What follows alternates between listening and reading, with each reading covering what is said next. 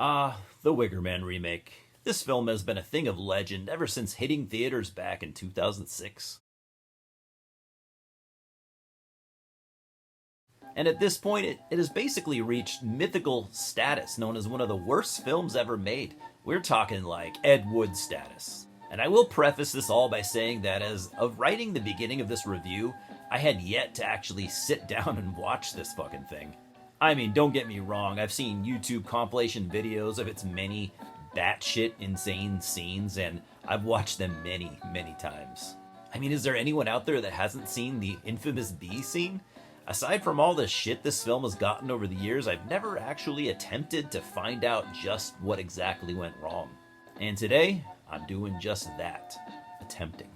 It was directed by Neil LaBute, who I knew nothing about. I checked out his filmography, and I haven't seen any of it.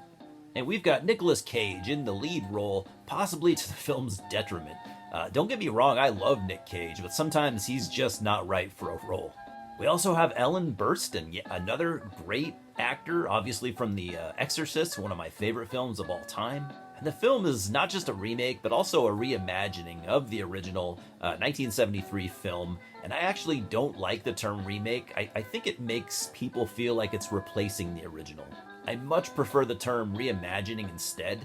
Apparently this also draws from the 1967 novel Ritual by David Pinner, which was the source material.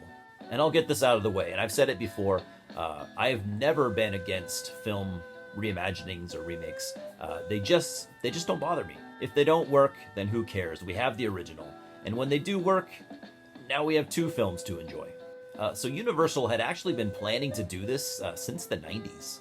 The film only made back just shy of $39 million of its $40 million budget. It met pretty much nothing but negative reviews, and even Cage himself said the film was absurd. Now, today is history in the making. Today is the day that I finally watched the 2006 Wicker Man.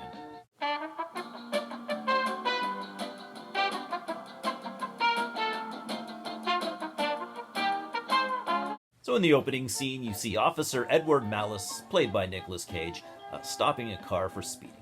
The driver apologizes, and Edward is sympathetic. As he is talking to the woman, a semi-truck slams into the car out of nowhere. The car is now, for some reason, on fire, and Edward attempts to rescue the woman and her child when, for some reason, the car explodes. Obviously, this is pretty traumatizing for him, and he decides to take some time off. Shortly after, he receives a letter in the mail from his former fiancée, Willow, who he has not seen for many years. She has a child now, a young girl named Rowan, who has gone missing. They live in a sort of like pagan commune on an island called Summers Isle, kind of off the coast of Washington State. So Edward is a good man. He's the type of police officer whose, heart is in the right place. He is also kind of a dork who makes really bad jokes.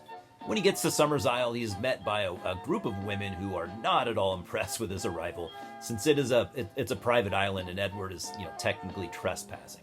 After convincing them to let him stay for a bit, he finds Willow.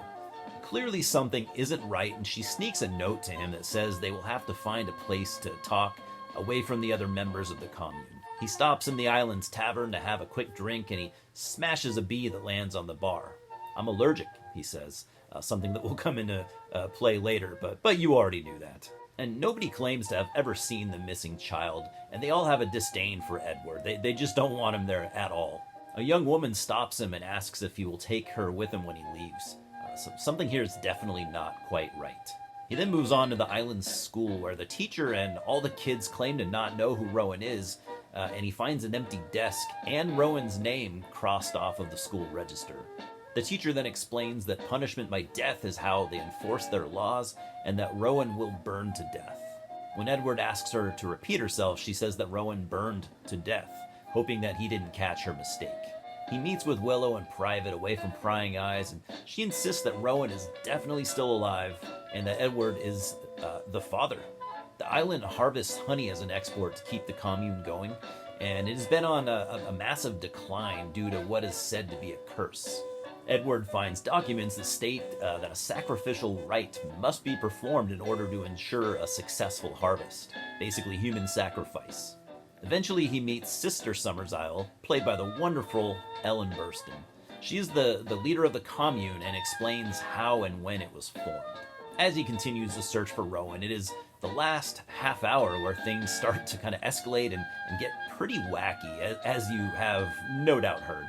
As the tension between Edward and the commune rises, the attempted dramatic effect just doesn't work. As he gets more tired and frustrated, he just kind of goes, fuck it, I'm just gonna straight up fight these bitches. The first of which is the bartender lady, who he says absolutely nothing to, just stares her in the eye for a couple of seconds before just blasting her straight in the face with like a Mike Tyson-esque knockout punch. The girl who asked him earlier to take her with him then attacks him by jumping on his back. He effortlessly throws her into a wooden table. She gets up and he catches her with a jab to the face, then just straight up karate kicks her into the wall, knocking her out as well.